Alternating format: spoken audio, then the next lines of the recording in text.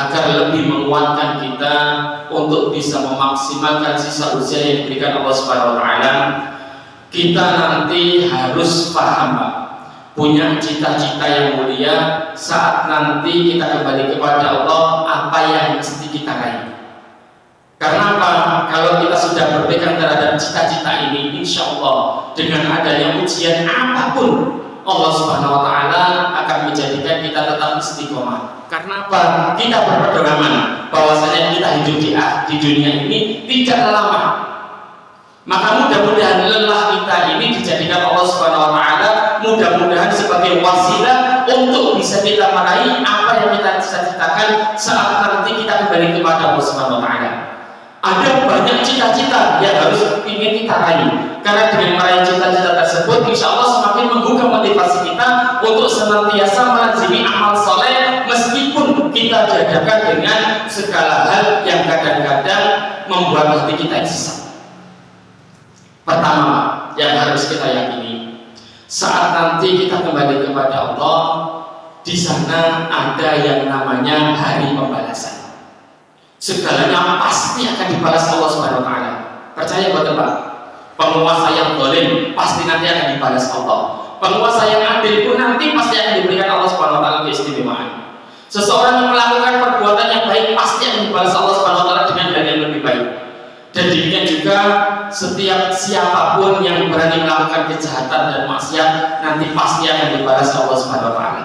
Kalau kita meyakini saat nanti kita kembali kepada Allah ada yang namanya hari pembalasan, itu pasti akan menggugah motivasi kita, Pak, agar senantiasa istiqomah melazimi amal-amal saleh, meskipun nanti kita dibenturkan dengan kejadian-kejadian yang kadang membuat kita ini kondisinya kadang terjepit.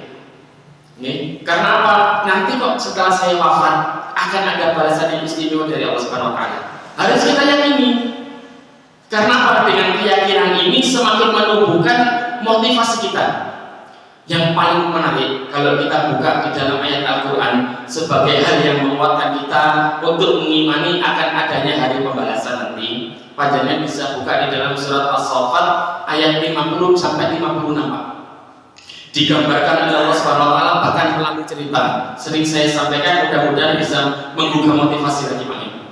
Di sana Allah Subhanahu wa taala memberikan sebuah penjelasan melalui jalan cerita yang sangat menarik sekali. Fa'aqbala ba'duhum 'ala ba'di yatasaalun.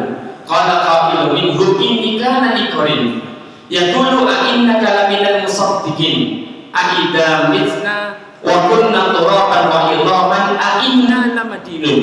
Qala hal antum muttali'un fattala'a fara'ahu fi sawa'il jahim. Qala in kitta laturdin. Jadi dijelaskan di dalam ayat ini, fa'aqbala ba'duhum 'ala ba'di yatasaalun.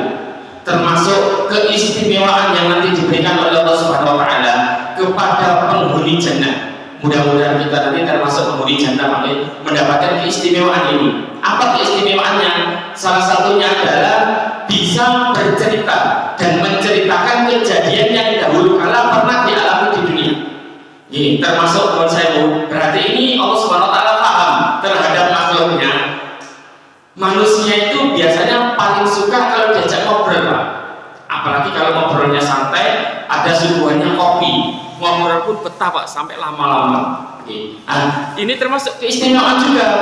Di jannah itu diberikan keistimewaan Allah Subhanahu wa taala bisa menceritakan melalui obrolan cerita yang dahulu kala pernah dialami di dunia. Fa'aqbala ba'duhum 'ala ba'di yatasaalun. Dua orang ini menceritakan, Pak. Bahkan berceritanya itu tidak nyamping. Karena kalimatnya apa? Akbala. Kalau akbala itu berarti saling berhadapan. Berhadapan, saling menceritakan. Apa yang diceritakan? Salah seorang ini menceritakan kepada satunya. Ini termasuk fungsi kita diperintahkan Allah Subhanahu wa taala untuk memperbanyak kawan yang soleh, Pak. Karena apa? Besok ini kita diberikan Allah Subhanahu wa taala kemampuan untuk bisa mengingat teman-teman soleh kita, bisa saling mencari. Oh, si fulan kok saat ini tidak saya jumpa di jannah, itu kenapa alasannya ya Allah? Kita bisa meminta kepada Allah untuk dicarikan. Padahal padahal kawan saya dahulu karena itu sering ikut kajian di Masjid Al-Aqsa, sering kajian di tempat ini, sering sholat berjamaah, kok tidak saya jumpai di jana ini. Maka itu termasuk fungsi kita diperintahkan untuk memperbanyak kawan-kawan yang soleh. Jadi bisa mengingat Pak. Orang ini menceritakan apa? Qala qailun minhum inni kana liqarin. Dia menceritakan bahwasanya dahulu kala di dunia itu saya punya teman yang sangat akrab. Teman yang sangat akrab. Jadi Pak, pertemanan dalam bahasa Arab itu ada tingkatan. Bisa dibuka di dalam kitab Al-Furuq Al-Lughawiyah yang ditulis Abi Hilal Al-Ashqari. Kalau pertemanan biasa, itu biasa menggunakan kalimat apa? Yang sering kita dengar kalimat sahibun. Sahib ini teman yang belum tentu akrab. Kadang kita mengungkapkan anta sahibi berarti kamu teman saya. Tapi teman hanya sebatas teman, belum tentu akrab. Kalau teman yang lebih akrab biasanya digunakan dengan kalimat qaribun. Qaribun ini berarti teman yang lebih akrab.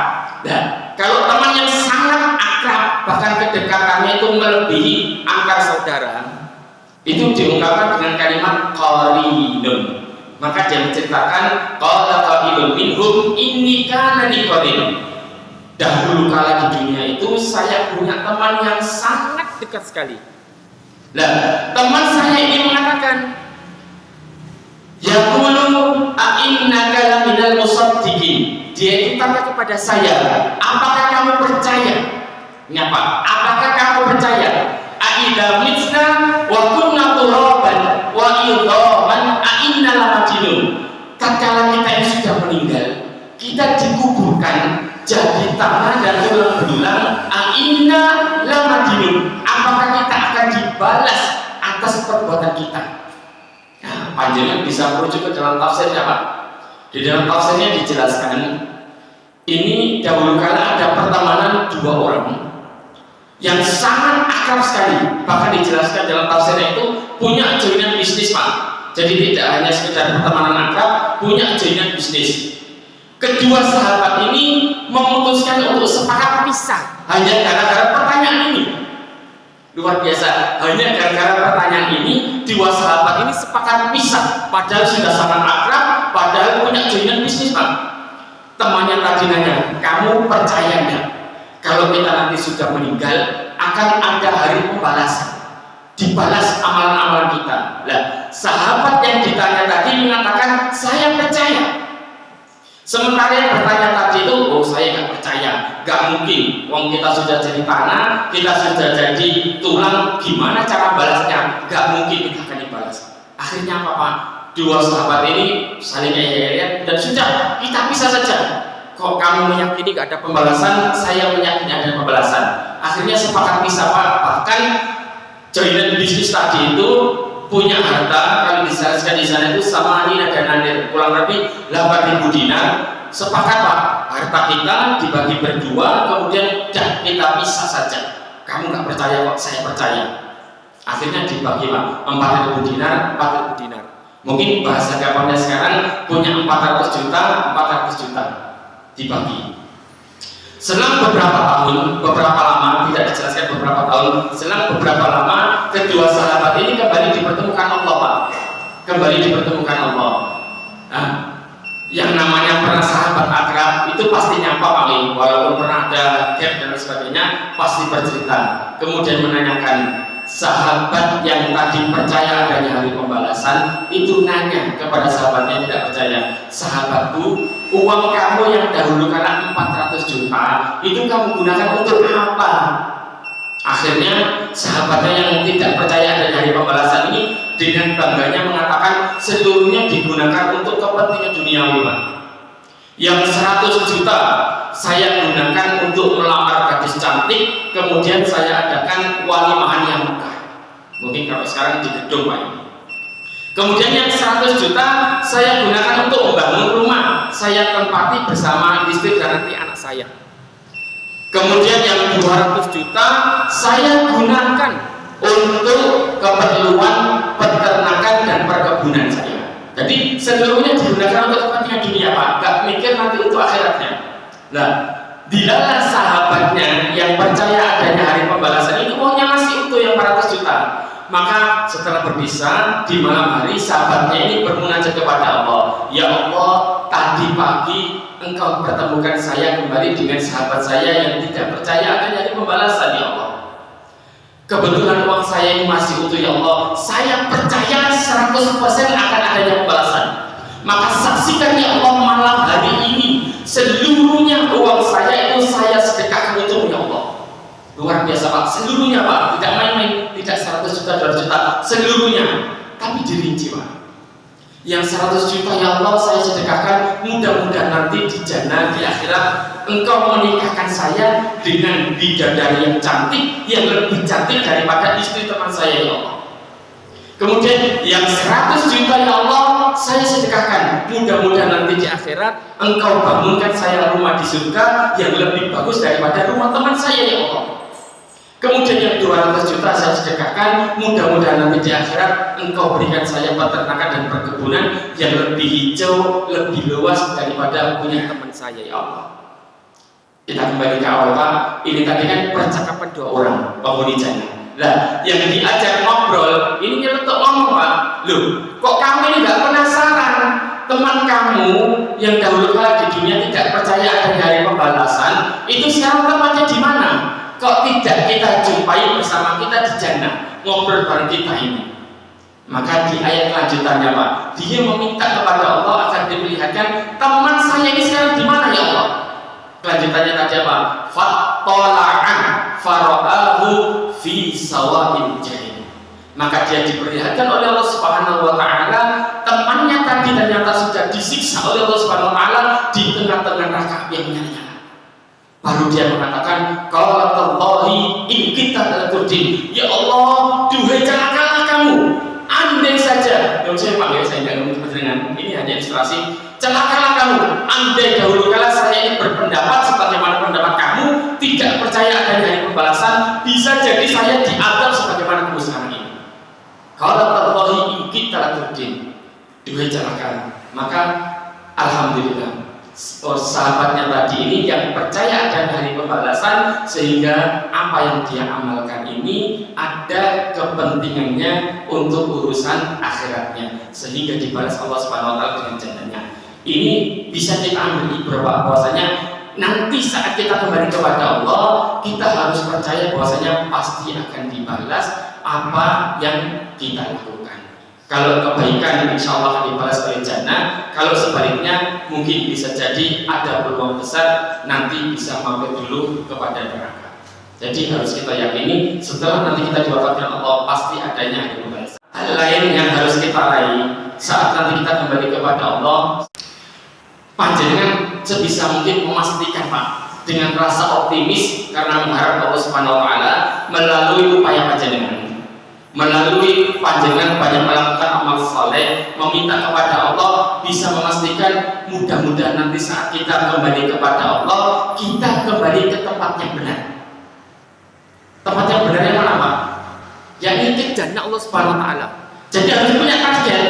Saat nanti saya kembali kepada Allah, harus kembali ke tempat yang benar.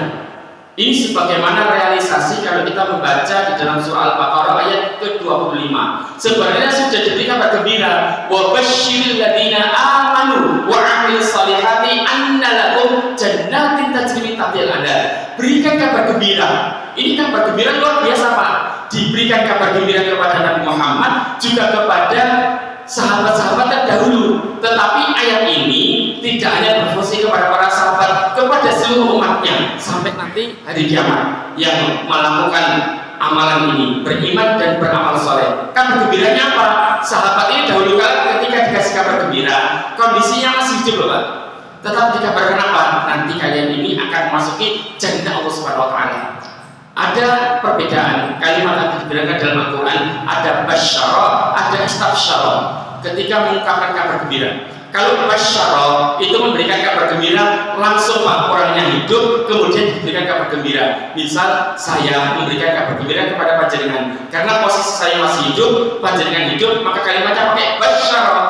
Tetapi kalau istabsyara itu memberikan kabar gembira tidak bisa secara langsung. Dan ini biasa digunakan oleh Allah Subhanahu wa Ta'ala dalam Al-Quran ketika Allah Subhanahu wa Ta'ala memberikan kenikmatan kepada orang yang wafat dalam keadaan syahid. Wala tahsabanna alladziina qutilu fis sabilillahi amwata bal ahya'un 'inda rabbihim yurzaqun farihina bima atahumullahu min fadli wa yastabshirun. Kalimatnya bukan istabsyara tapi istabsyara. Jadi jangan kemudian kita risaukan, mungkin di antara sahabat kita, keluarga kita ada yang wafat di jalan Allah Subhanahu wa taala ketika bertemu dan syahid. Mereka di alam kuburnya itu diberikan kenikmatan oleh Allah Subhanahu wa taala luar biasa. Nah, mereka ini pengen memberikan kabar gembira secara langsung kepada keluarganya yang belum meninggal, yang masih hidup. Kalian jangan sedih, saya di situ enak hidupnya. Nah, pengen memberikan kabar gembira secara langsung tetapi tidak bisa. Karena apa? Beda alam. Maka yang memberikan kabar gembira lewat jalur Allah Subhanahu wa taala di dalam Al-Qur'an. Wa yastabshirun, dan mereka ingin memberikan kabar gembira, tidak bisa memberikan kabar gembira secara langsung. Tetapi kalau kalian wasyara, memberikan kabar gembira secara langsung. Ini sekaligus sebagai motivasi kita bahwasanya sebisa mungkin saat nanti kita kembali kepada Allah, kita bermohon kepada Allah, kembali kepada jannah Allah Subhanahu wa taala. Kemudian sebisa mungkin panjenengan memastikan tidak hanya diri kita, Pak, tetapi sebisa mungkin mengajak keluarga besar kita. Ini PR kita, Pak.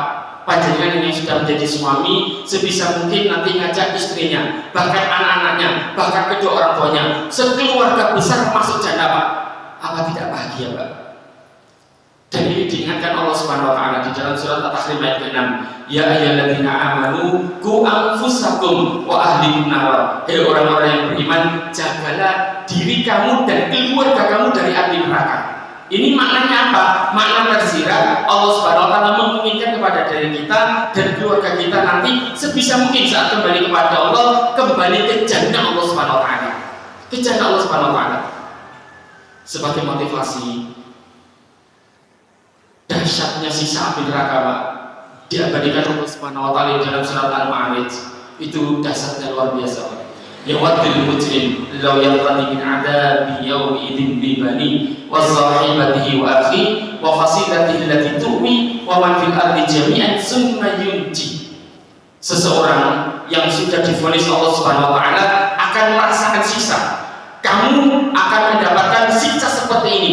Baru diperlihatkan saja sudah ketakutan luar biasa, Pak. Saking takutnya dia ini ingin mengadakan barter, Pak. Ya Allah, tolong selamatkan saya ya Allah dari siksa ini ya Allah. Kalau perlu saya ingin mengadakan barter ya Allah. Yang dijadikan barter siapa, Pak? Gak main-main. Dibandingin yang pertama dengan anaknya. Ya Allah, tolong siksa saja anak saya ya Allah. Saya jadikan barter ya Allah. Yang penting saya ini bisa selamat ya Allah. Kalau masih kurang, wasahibati, pasangan saya ya Allah. Dilarang oleh saya yang mau dianggap ini adalah suami, yang mau dikorbankan istri, Pak.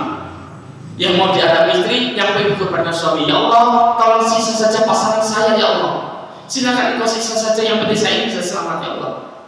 Kalau masih kurang, orang-orang dahulu kala di dunia yang pernah saya sayangi, entah dari kalangan keluarganya atau orang-orang yang pernah dikasihi, yang pernah dikasih, mungkin punya anak yatim dan sebagainya. Ya Allah, siksa saja mereka ya Allah. Yang penting saya bisa selamat ya Allah.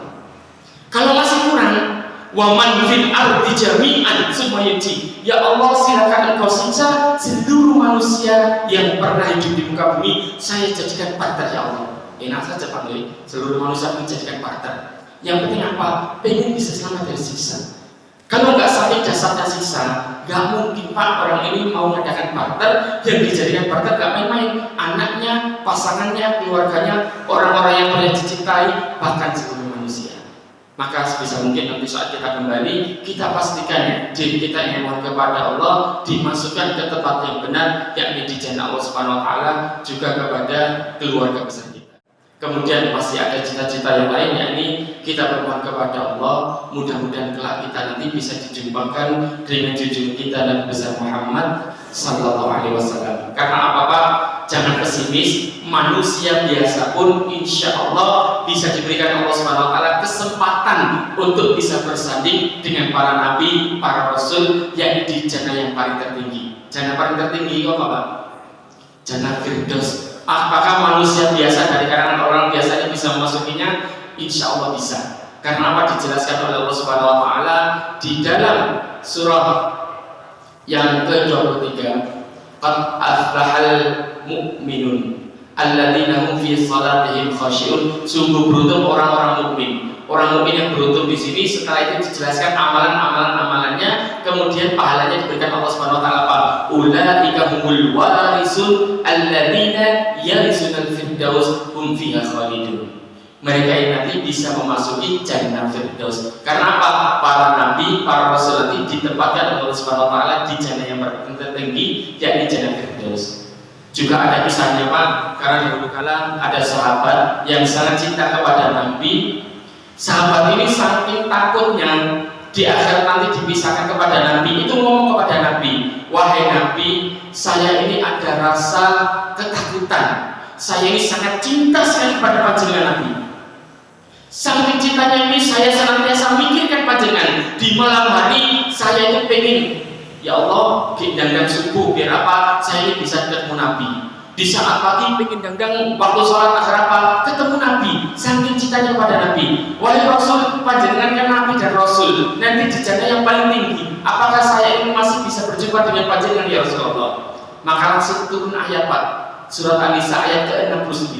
Wa may yuti'illah wa rasul fa ulaika ma'al ladzina an'ama Allahu 'alaihim minan nabiyyin wasyiddiqin wasyuhada'i wassalihin. Insya Allah ada kesempatan besar kalau nanti kita bisa melakukan amal-amal yang terjelaskan di dalam Al-Quran, juga menjelaskan dari Nabi Muhammad SAW. Insya Allah nanti ada kesempatan kita membersamai Nabi kita Muhammad SAW. Kemudian yang terakhir Pak, insya Allah masih ada satu kenikmatan yang ingin kita raih saat nanti kembali kepada Allah, yakni kita bisa melihat kepada pencipta kita Allah Azza wa Jalla. Dan ini nikmat yang paling terbesar yang diberikan Allah Subhanahu wa taala kepada seluruh penghuni jannah. Paling mudah panjenengan bisa buka di dalam Riyadhus Shalihin karya Imam An-Nawawi di hadis yang paling terakhir Pak. Jadi Riyadhus Shalihin itu jumlahnya kan 1896. Nah, ditempatkan oleh Imam An-Nawawi di hadis yang paling terakhir tentang pembahasan ini. Diriwayatkan oleh Imam Muslim, dibawakan oleh sahabat Suhaib. An Suhaib radhiyallahu taala anhu, qala Rasulullah sallallahu alaihi wasallam, "Idza dakhala ahlul jannati jannata." Saat nanti seluruh penghuni jannah seluruhnya telah memasuki jannah, Allah Subhanahu wa taala menyebut penghuni jannah. Ya ahlal jannati, turiduna syai'an azidukum. Mau ndak aku tambahkan nikmat lagi untuk kalian? Para penghuni jannah ini lupa Pak. Karena apa? Sudah disibukkan dengan kenikmatan-kenikmatan dari Allah, hanya bisa menjawab dengan 3 jawaban. Yang jawaban ini belum yang diinginkan Allah Subhanahu wa taala.